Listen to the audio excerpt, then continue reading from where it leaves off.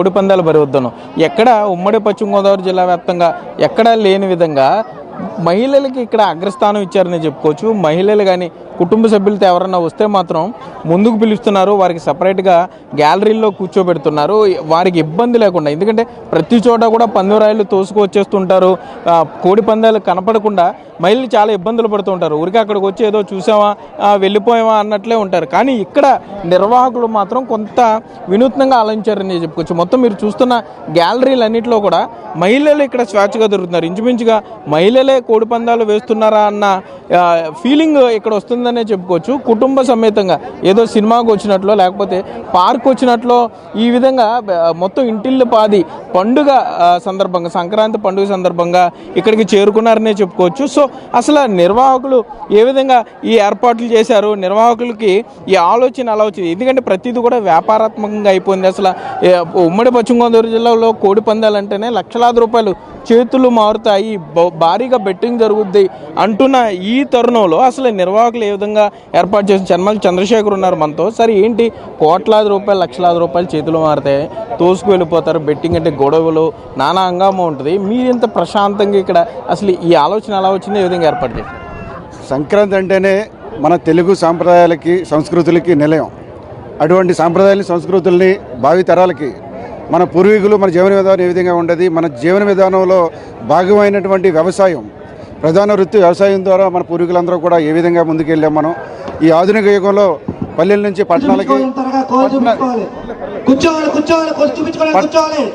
పట్టణాల నుంచి సిటీలకి వెళ్ళిపోయి జీవన ఈ పరుగుల ప్రపంచంలో మరి యాంత్రిక జీవితంలో అయిపోయినటువంటి పరిస్థితుల్లో అందరూ కూడా సంక్రాంతికి విదేశాల నుంచి, ఇతర రాష్ట్రాల నుంచి, తెలుగు రాష్ట్రాల నుంచి కూడా వేరే చోట స్థిరపడిన వాళ్ళందరూ కూడా మరి ఇక్కడికి వచ్చి ఆహ్లాదకర వాతావరణంలో ఇవన్నీ కూడా, ఎందుకంటే మన సంస్కృతి తెలియజేయాలని చెప్పేసి ప్రతి ఒక్కటి కూడా ఇక్కడ నిర్వాహకులందరూ కూడా కూటమి నాయకులు, ఇక్కడాగే స్థానికంగా ఉన్నటువంటి తాడేరు నాయకులందరూ కూడా వినూత్నంగా ఆలోచించి మరి మన భావితరాలకు తెలియజేయాలని చెప్పేసి పూర్వం మనం వాడినటువంటి పనిముట్లు కానివ్వండి, వ్యవసాయానికి సంబంధించిన ప్రతిదీ కూడా కళ్ళకు కట్టే విధంగా ఇక్కడ ఏర్పాటు చేయడం జరిగింది. అందరూ కూడా కుటుంబ సమేతంగా వచ్చి ప్రతి ఒక్కరూ కూడా వాళ్ళ పిల్లలకి ఇప్పుడు ఈ రోజుల్లో సెల్ ఫోన్లకి టీవీలకి అతుకుపోయేటటువంటి పరిస్థితుల్లో మరి సాంస్కృతిక కార్యక్రమాలు కానివ్వండి, క్రీడా పోటీలు అన్నీ కూడా నిర్వహించి అందరినీ కూడా ఉత్సాహపరిచి పిల్లల్ని, పెద్దల్ని, మహిళల్ని అందరినీ కూడా మరి ఎన్నో వేల రూపాయలతోటి వాళ్ళకి ప్రైజులు కూడా ఇవ్వడం జరిగింది. దానిలో భాగంగా ఈ 3 రోజులు కూడా ప్రతి సంవత్సరం 3 రోజుల పండుగ అయితే ఈ 2025 కూటమి ప్రభుత్వం ఏర్పడిన సందర్భంగా 5 రోజుల పండుగ చేసుకుంటున్నాం మేము భీమవరంలో. ఎందుకంటే ముందుగా శని ఆదివారాలు రావడం, అందరూ కూడా బంధుమిత్రులందరూ కూడా ముందుగానే వచ్చి ఈ వేడుకల్లో పాల్గొన్నారు. ఈ యొక్క సాంప్రదాయంలో భాగంగా మన ఉభయ గోదావరి జిల్లాలో మన తెలుగు సంస్కృతిలో భాగంగా ఈ కోడి పందాలు కూడా మరి నిర్వహిస్తూ ఉన్నారు. కేవలం ఎందుకంటే కోట్ల రూపాయలు డబ్బులు ఆర్థిక లావాదేవీలు కాకుండా కేవలం వినోదంగా మనం చూడాలని ఉద్దేశంతో పిల్లలు, మహిళలందరూ కూడా చూసే విధంగా ఏర్పాట్లు చేశారు.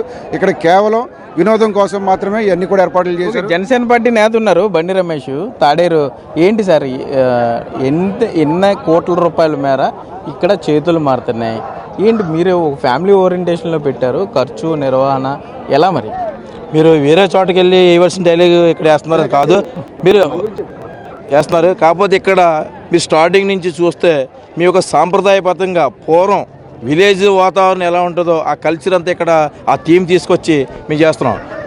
సంక్రాంతి అంటే కోడి పందాలు, గుండాట్లు కాదు.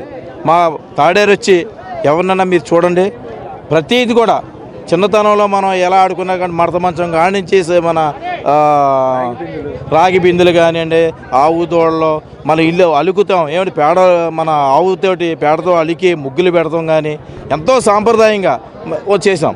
అలాగే భోగిమంట, నిన్న భోగిమంట వేసిన తర్వాత మన ఇంట్లో పాత్ర తీసుకెళ్ళి నీళ్ళు పెట్టి దాంట్లో పెట్టి మంటలో కాగిన నీళ్ళతో సర్వరోగాలు పోవడానికి ఆ సంవత్సరానికి ఒక రోజు చేస్తే మనకు చాలా మంచిదని నిన్న కూడా నేను చేశాను. ఎందుకంటే అంత కలిసి మనకు ఉంది ఆ యాక్టివ్ వేరు. ఇప్పుడు ఈ గీజల్లో కాదు, అది మీరు ఒకసారి సంవత్సరానికి ఒకసారి చేస్తే అన్ని రోగాలకి నివారణది. అలాంటి సంక్రాంతి పండుగ ఇది.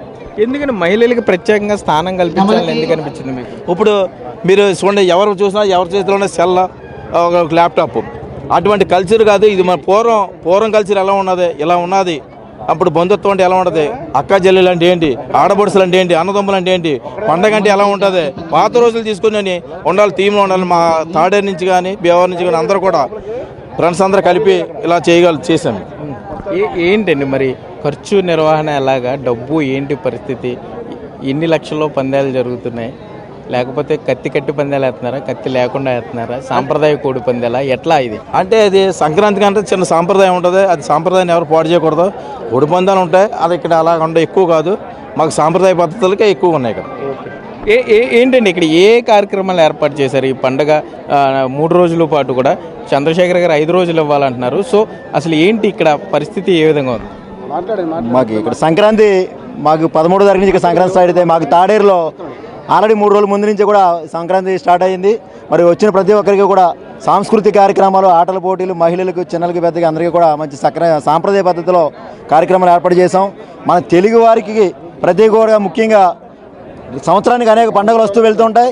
సంక్రాంతి అనేది మన జీవితంలో ప్రత్యేకమైనది. ఎప్పుడు వస్తుందని చెప్పి రోజులు లెక్కబెట్టి మరి ఎదురు చూస్తుంటాం సంక్రాంతి కోసం. సంక్రాంతిలో కూడా గత కొన్ని సంవత్సరాల నుంచి మనం చూస్తుంటే ప్యాకెట్లు, గుండెట్లు అనే విధంగా మనం ఆ ప్రాంతాలకు వెళ్ళి వీక్షించే విధంగా ఉండేది. మరి కేవలం ఈరోజు తాడేరుని మీరే చూస్తున్నారు.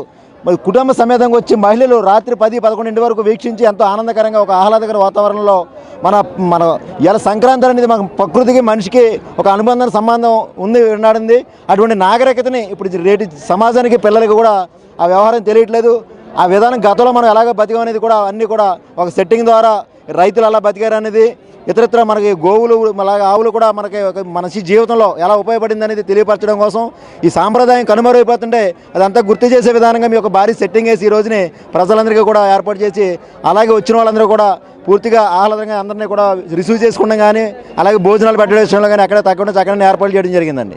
మొత్తమే చూసుకుంటే ఇక్కడ కొంత మిగిలిన పందెం బరుల కన్నా కూడా ఇక్కడ కొంత వినూత్నంగా ఆలోచించారని చెప్పుకోవచ్చు. ఎక్కువగా మహిళలు ఎక్కువ కనపడుతున్నారు, కుటుంబ సభ్యులతో ఇంటిల్లి పాది వచ్చి ఎక్కువ చూస్తున్నారు. ఏదేమైనా కూడా కోడి పందాలను కూడా ఒక ఎగ్జిబిషన్ లాగా, ఒక ఎంటర్టైన్మెంట్ లాగా కూడా మహిళలు పెద్ద ఎత్తున ఇక్కడ తాడేరు పందాల బరిలో పాల్గొన్నారనే చెప్పచ్చు. కెమెరామెన్ భాగ్యరాజ్తో సాగర్, బిగ్ టీవీ, తాడేరు నుండి.